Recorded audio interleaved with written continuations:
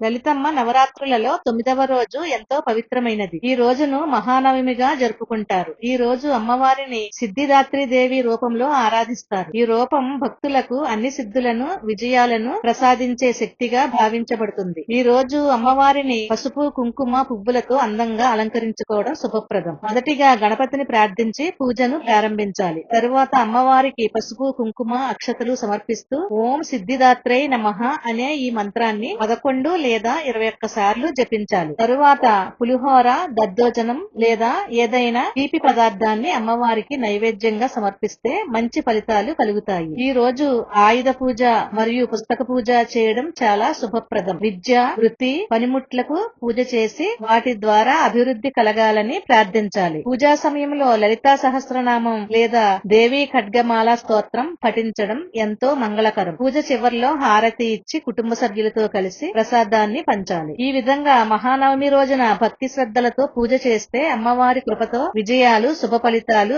ఐశ్వర్యం మన జీవితంలో స్థిరపడతాయి. ఇలాంటి మరిన్ని వీడియోల కోసం మా ఛానల్ ను సబ్స్క్రైబ్ చేయండి, లైక్ చేయండి, షేర్ చేయండి.